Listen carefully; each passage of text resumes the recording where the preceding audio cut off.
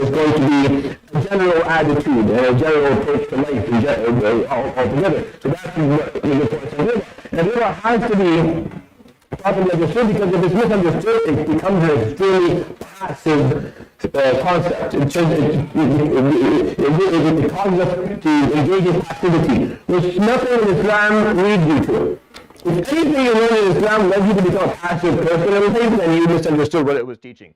You have to go back again and have someone explain it to you appropriately. Because Islam does not teach you to be passive ever. You're always being asked to qiyam, to stand your ground, to take a stand, to do that which is correct, and to fulfill your role. You are never told to sit back and wait for things to happen. And see, that's not how it works. That's not how Islam is. So Rida, you have to understand it appropriately so it doesn't turn passive. But there are moments where you are being dished out. You're given something you don't want. Like life will throw you a curveball, and it'll hit you right in the head, and you'll fall splat on your face in the mud, and you'll be there for a while. Rida is what gives you the ability to stand up again and to brush yourself off and to continue moving forward. That's what Rida is. Rida is understanding that this is a part of what Allah subhanahu wa ta'ala gave me. There's no point of me objecting or being upset, or it's just, this is it. This is the part of the test. I get up, I try my best. And this is what he says, عليه الصلاة والسلام. This hadith is beautiful. قال إن عظم الجزاء مع عظم البلاء. That's the first piece. Indeed, great reward comes with great trials. The greater the trial, the greater the reward.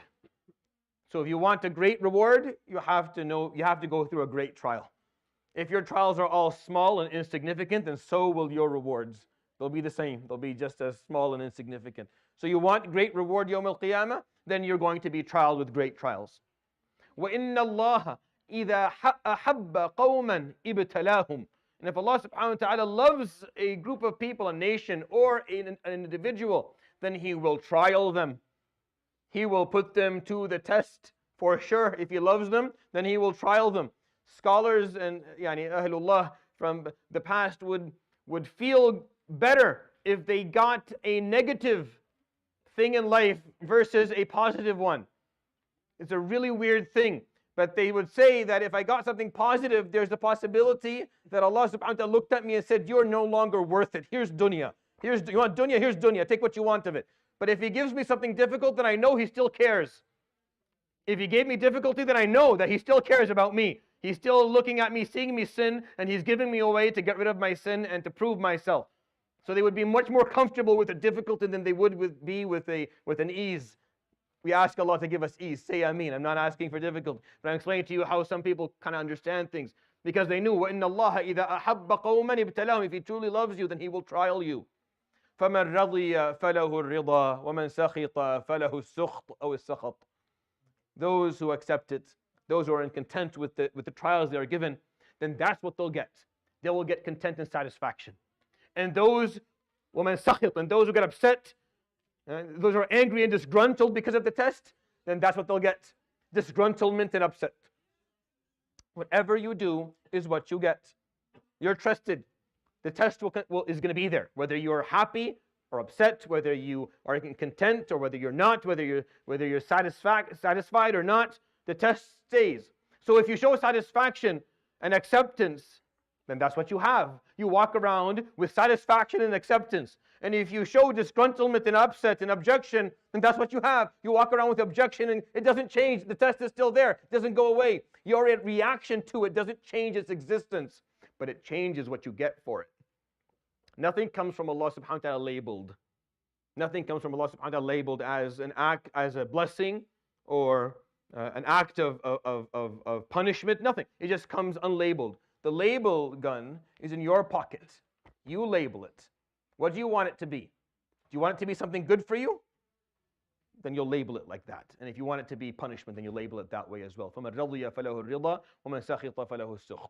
You accept what Allah subhanahu wa ta'ala gives you and you work with it, then you've labeled it as a blessing. Yawm al-Qiyamah, it'll only increase your stance and your ranking. And if you just choose to say, I don't accept it, and I'm going to object, and I'm going to lose my faith, then you've just labeled it as an act of punishment.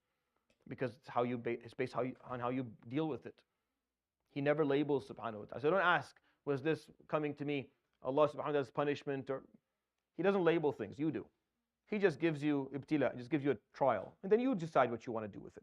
You want to make it something good, you can make it something good. You can make the nicest thing the worst thing.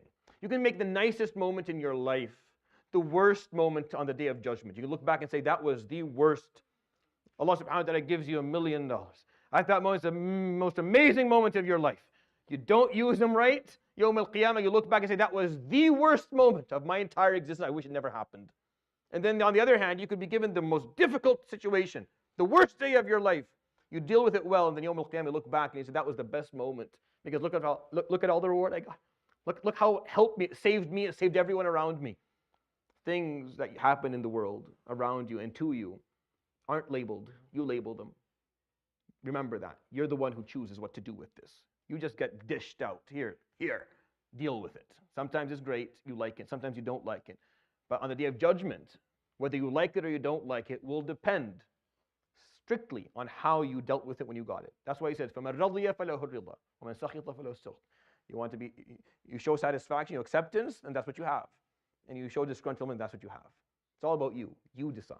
And I think it's a very powerful hadith. I hope I was able to bring it closer to يروي الإمامان الترمذي في جامعه والإمام ابن ماجه في سننه بسند صحيح عن أنس بن مالك رضي الله عنه قال النبي صلى الله عليه وآله وسلم إن عظم الجزاء مع عظم البلاء وإن الله إذا أحب قوما ابتلاهم فمن رضي فله الرضا ومن سخط فله السخط. صدق رسول الله صلى الله عليه وسلم. سبحانك وبحمدك أشهد أن لا إله إلا أنت أستغفرك وأتوب إليك وصلى الله وسلم وبارك على محمد. Inshallah 2 minutes and then Sheikh Mustafa has his tafsir.